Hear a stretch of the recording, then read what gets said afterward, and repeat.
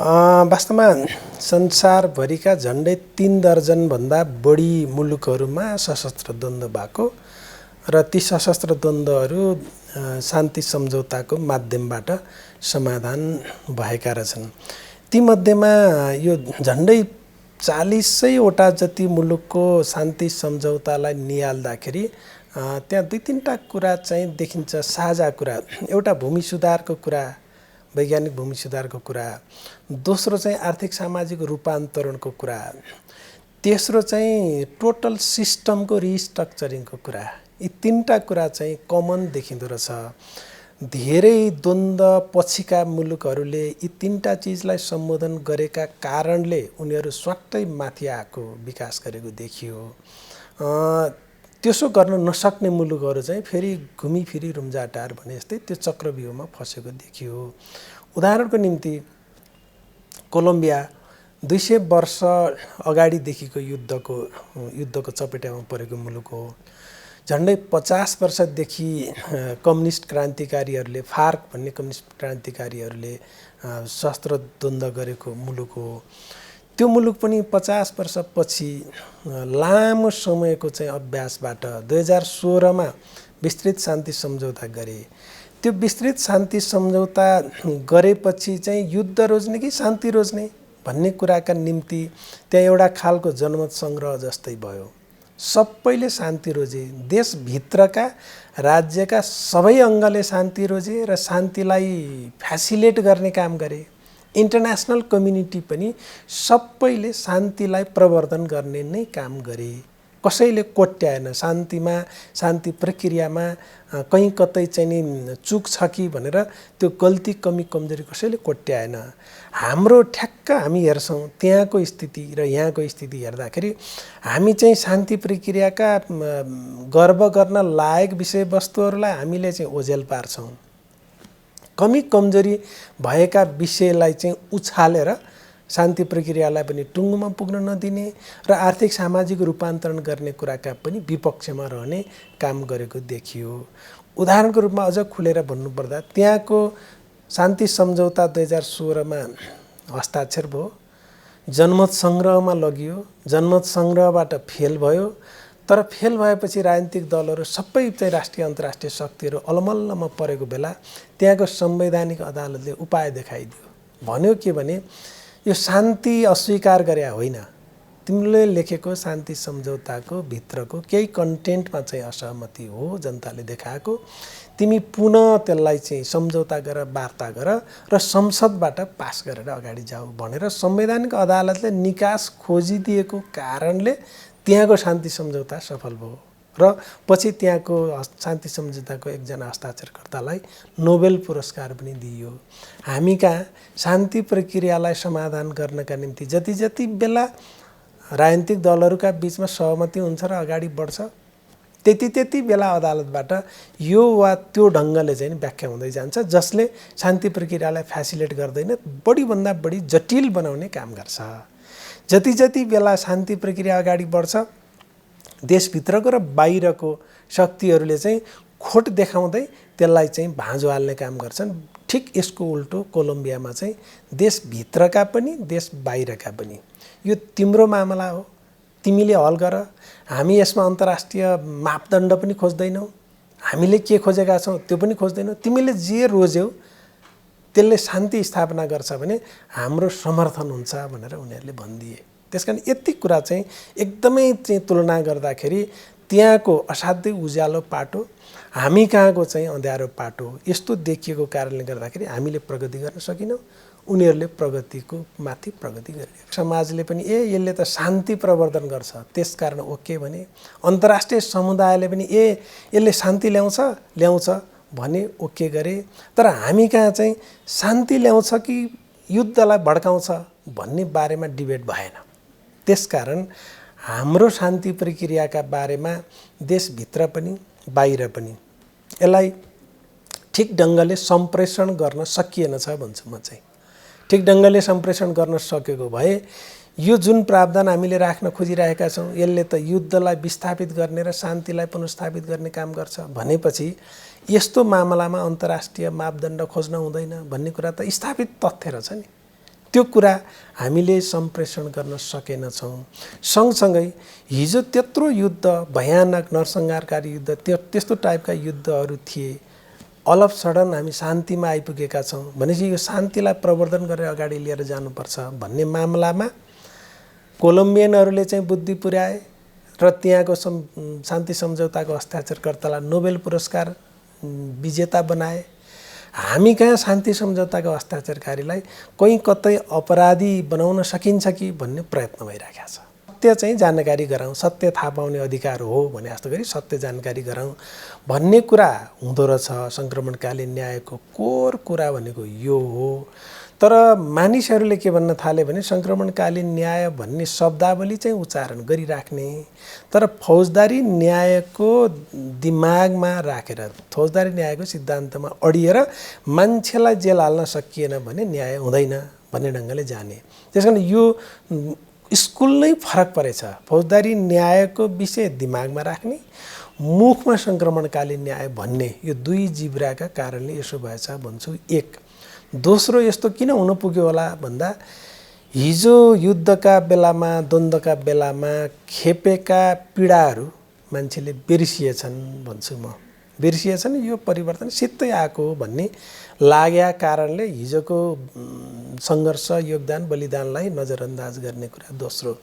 तेस्रो, जस्तो कोलम्बियामा हरेक मान्छेलाई सोध्नुभयो भने भिक्टिमहरूले अब हामीलाई केही चाहिएको छैन, मैले जस्तो फेरि अरू कसैले भोग्नु नपरोस्, त्यति हो मेरो माग भनेर भन्छन्।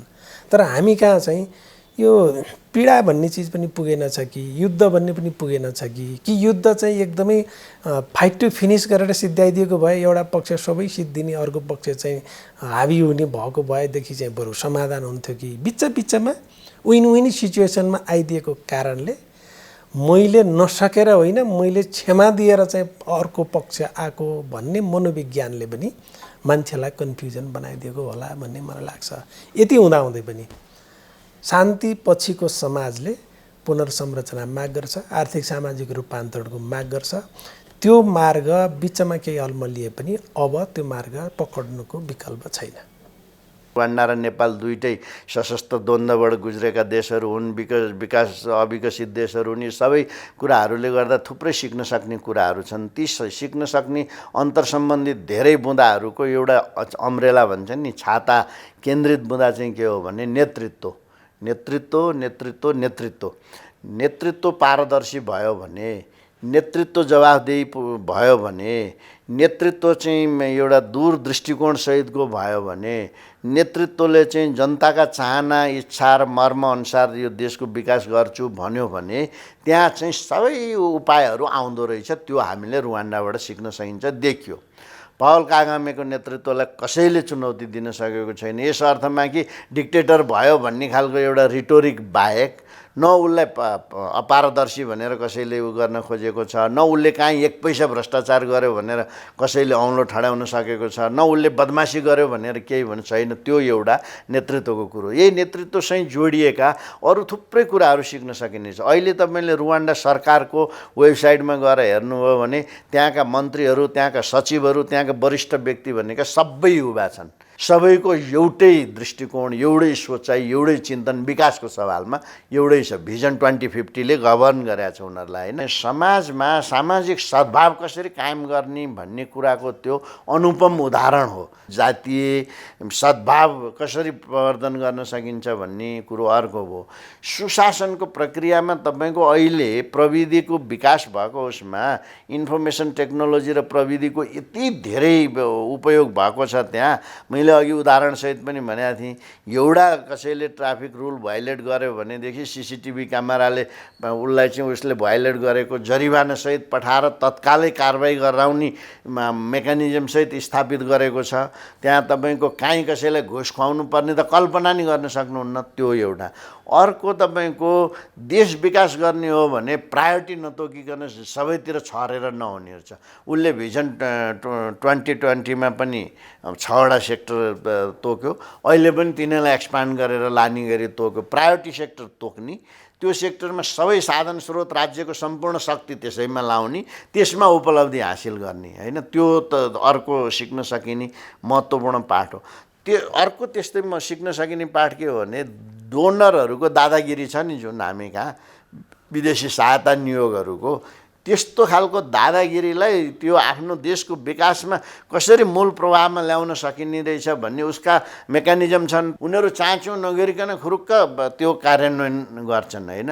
त्यस कारणले यो विदेशीहरूलाई मूल प्रभावमा आफ्नो राज्यको नेसनल इन्ट्रेस्ट भन्छन् नि त्यो अनुसार कसरी ल्याउने भन्ने पाठ सिक्न सकिन्छ।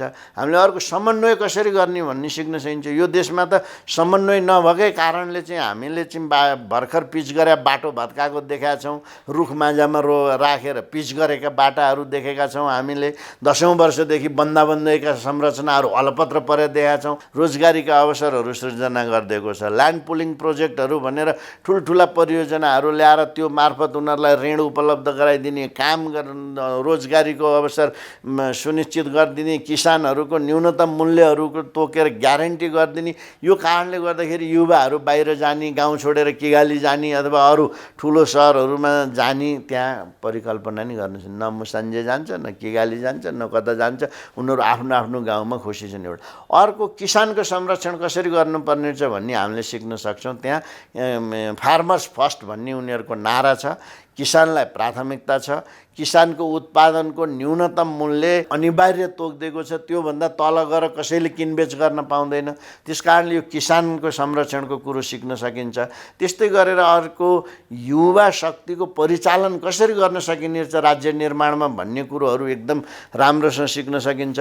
सबैभन्दा ठुलो सिक्न सकिने र नेपालले गर्नै पर्ने कुरो चाहिँ के हो भने यो अहिलेको निजामती सेवा प्रणाली खारेजी गरेर नगरी नहुने काम गर्ने खालको सानो संरचना तयार गर्ने, त्यसलाई पनि पर्फर्मेन्स बेस्ड कन्ट्राक्चुअल सिस्टमबाटै नियुक्ति गर्ने र अरू सबै चाहिँ सेवाहरू चाहिँ आउटसोर्सिङ गर्ने। प्रधानमन्त्रीले भनेको कर्मचारीले नमाने नि हुन्छ। अहिले त प्रधानमन्त्रीले केही गर्न सक्ने होइन। हदै गर्ने भनेको सरुवा गरिदिने हो।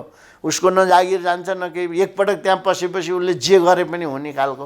अनि काम किन गर्नु पर्यो? त्यस्तो खालको अवस्था रहेसम्म त त्यहाँ विकास हुने त परिकल्पनै भएन। त्यस कारणले यो performance based contractual system Rwanda स्टाइलको नेपालले ल्याउनै पर्छ। त्यो ल्यायो भनेदेखि यहाँको विकासलाई धेरै मद्दत गर्छ। यो एउटा सिक्नुपर्ने कुरो त्यो छ। अर्को कुरो कङ्गोमा पनि त्यत्र लडाकुहरू लडिराखेका छन्, बुरुन्डीमा लडिराखेका छन्, युगान्डामा लडिराखेका छन्। वरिपरि सबै अशान्त छ। त्यतिभित्र शान्त बनाएर बसिर्छ त्यो देश र बाहिर त्यसै गरी डिल गर्छ। पावल कगामे आयो भनिसकेपछि ऊ अफ्रिकन युनियनमा जाँदाखेरि उसको बेग्लै ऊ छ। अमेरिका, न्युयोर्क, लन्डनमा गएर उसले प्रस्तुति हुँदाखेरि उसलाई फरक तरिकाले हेर्छन्। किनभने त्यो खालको त्यो बनाउने त्यसको के को कारणले गर्दा भयो त भन्दाखेरि पारदर्शी खालको, भिजनरी खालको, एकाउन्टेबल खालको लिडरसिप भएको कारणले हो नि। उसले आफ्नो राज्यको लागि, आफ्नो नागरिकको लागि केही कुरामा कम्प्रोमाइज गर्दैन। त्यस कारणले यी कुराहरू त हामीले सिक्न सक्छौँ नि। कपी गर्न हुँदैन, तर त्यहाँका कुराहरू त्यही हामीले यहाँ किन दोहोऱ्याउनु पर्यो? त्यहाँ चाहिँ आम नरसंहार हुने गरी त्यस्तो चाहिँ जातीय खालका तनावहरू भोगेर त्यो देश आयो। यहाँ हामी अहिले पनि हाम्रा नेताहरू चाहिँ जातीयता उचालेर यहाँ राजनीति गरिराखेका छन्। त्यो त सुसाइडल हो। त्यसलाई बढ्दै गएपछि भोलि एउटा यस्तो अवस्था आइपुग्छ त्यहाँ कसैले नियन्त्रण गरेर नियन्त्रण नहुने अवस्था आइपुग्छ। यस्ता कुराहरूमा हामीले अहिलेदेखि हेर्नु पर्दैन। त्यस कारणले यी धेरै कुराहरू छन् जुन कुराहरूबाट संसारले सिकिराखेको छ। रुवान्डाबाट एउटै मात्रै सूत्र, एउटै मात्रै सबै भनेको नेतृत्व, निष्कलङ्क, प्रतिबद्ध, नागरिकहरूको चाहना अनुसार काम गर्ने, देशलाई माया गर्ने नेतृत्व भयो भनेदेखि नेतृत्वले चाहिँ 10 थरीका अपराधीलाई संरक्षण गरेर हिँड्नु भएन। नेतृत्वले चाहिँ गैर कानुनी कामहरू गर्नलाई चाहिँ गर्नु भएन। तपाईँ यो देशको राष्ट्रपति प्रधानमन्त्री हुनुभयो भने तपाईँका लागि यो 3 करोड नेपाली बराबर हुनु पर्दैन? को काङ्ग्रेस रे, को कम्युनिस्ट रे, कसको नजिक रे, कसको कार्यकर्ता रे, त्यस्तो आधारमा गर्न मिल्छ? आपराधिक गतिविधिलाई हाम्रो नेतृत्वले संरक्षण दिनु हुँदैन। तिम्रो निर्मम तरिकाले कानुनी कारबाही गर्न थाल्ने हो भने भोलिदेखि मान्छे डराइहाल्छ नि। राज्य निर्माण त्यसमा हामी पूर्ण रूपमा असफल भएका छौँ। हाम्रा नेताहरू त्यो सुन्न चाहनुहुँदैन। प्रतिक्रियावादी, यावादी, उवादी भनेर भन्नुहुन्छ। अनि भएकै छन् त के त भएकै छन् भनेर सानातिना उदाहरण देखाउनुहुन्छ। त्यो होइन। हुनुपर्ने के हुन्छ भन्दाखेरि तपाईँको त्यो अवधिमा त्यो साधन स्रोतले कति काम गर्न सकिन्थ्यो, कति काम भयो, यस्तै परिवेशमा अरूले कति काम गर्न सकेका छन्, तुलना त त्यसको आधारमा हुनुपर्छ नि, होइन? मूल जड नेतृत्व नै हो। नेतृत्व सही हुन साथै उसले गडबड नगर्न साथै ऊभन्दा तलकाले गडबड गर्ने त हिम्मतै गर्न सक्दैन नि। कानुनी शासनलाई कार्यान्वयन गर्ने कुरा मात्रै गर्ने हो भनेदेखि अरू केही गर्नै पर्दैन। एउटा देशको प्रधानमन्त्री भने त देशको प्रधानमन्त्री हो नि, पार्टीको प्रधानमन्त्री हुनसक्छ, ग्रुपको प्रधानमन्त्री हुनसक्छ, त्यो कदापि हुनु हुँदैन नि। त्यस कारणले अहिले हाम्रो यो शैली टोटल्ली असफल शैली हो। अस्थिरताका बिउहरू अहिले जताततै देखिएका छन्। अनि गाली गर्नुहुन्छ सजिलो के प्रतिक्रियावादीहरू यो सलबल आयो भनेर। प्रतिक्रियावादी भयो नि, जे वादी भयो नि, सलबल आएर उहाँहरूलाई किनारा लाएर अगाडि गयो भनेदेखि त उहाँहरू त पछि परिहाल्नु हो त। त्यस कारणले नेतृत्वले रिथिङ्क गर्न आवश्यक छ। एउटा मात्रै होइन, यहाँ चाहिँ सबै पार्टीहरूले आफ्नो अहिलेको पार्टी प्रणालीमा रिथिङ्क गर्न आवश्यक छ। यदि हामीले विकास गर्ने हो भनेदेखि पार्टीमा तपाईँ एउटै मान्छे चाहिँ सधैँभरि त्यहीँ बसिरहेको छ, परिवर्तन केही पनि देखिँदैन। अब त्यहाँहरू आवाजहरू उठिरहेछन्, आवाजको सुनवाई हुँदैन। अनि त्यस्तो भइसकेपछि एक किसिममा मान्छेमा निराशा जागेपछि के हुन्छ भने निराशाले अतिवादलाई सहयोग पुर्याइदिन्छ। नेपालको फेलियर पोइन्टमा चाहिँ धेरै अन्तर्सम्बन्धित कारणहरू छन्। त्यो कारणको गुण भनेको नेतृत्व नै हो। संसारमा सफल हुँदा नि नेतृत्वले नै सफल बनाउँदो रहेछ। असफल हुँदाखेरि पनि नेतृत्व नै असफल भइसकेपछि नेतृत्वले एउटा अडान नलिँदाखेरि त्यो मास जता जता दौडिन्छ। एउटा सानो ग्रुपले आएर तपाईँको त्यहाँ माइती घर मण्डलामा बसेर धर्ना बस्छ अनि नेतृत्व त्यसैले जे भन्यो त्यतैतिर जान्छ। I have worked in a number of low income countries, middle income countries, also high income countries. And that has given me a chance to compare. I've also worked in emergency scenarios, post-humanitarian disaster countries. I've worked in landlocked countries, and there are a number of features that come to mind when I look at Rwanda's success story. So I myself am a student of science, and for me, evidence is critical in decision making. And I think politicians have a choice to make. You cannot be selective in choosing when you want to take evidence for decision making and when you want to avoid evidence in decision making. Rwanda, in my view, has used evidence to take decisions. It has seen what are the things that need to be changed for people to be able to access health. So number one is we need to have more politicians who believe in evidence. And we need to have political advisors who tell their political masters that the evidence needs to be followed for good decision making. That is, I would say, number one. Number two is, how do we create a political professional? In many developing countries, becoming a politician is a random act. In countries like Rwanda, you see a systematic approach to building politicians. So there is a mechanism of training. There is a mechanism of building future leaders. And you can see that they have succession planning. So each person who is in power in Rwanda, they create succession plans. And that allows them to build their political cadres.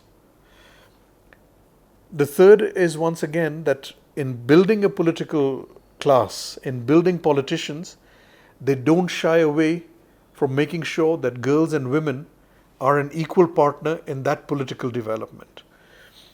The fourth thing that I have noticed in Rwanda is the ability of politicians and leaders to communicate complex ideas in a simple and understandable way to the population. Because when you're making change, you need to build a partnership with the public where you're constantly telling them of the change that is going to happen and not inform them after the change has been made. Nobody likes to be informed of change after a change has been made, because then you are dumping change on people. Governance requires that you partner with the people, and through an ongoing dialogue, you engage them in change. Then they become your partners. Last but not the least, I would say, is that the politicians of Rwanda, it seems to me, have been crystal clear on the objectives of development aid and humanitarian aid. They have maintained control, they have maintained stewardship on Rwanda's national development agenda. And based on that, they have partnered with those who subscribe to that vision for Rwanda. They have not allowed development partners, development agencies to write their national development agenda.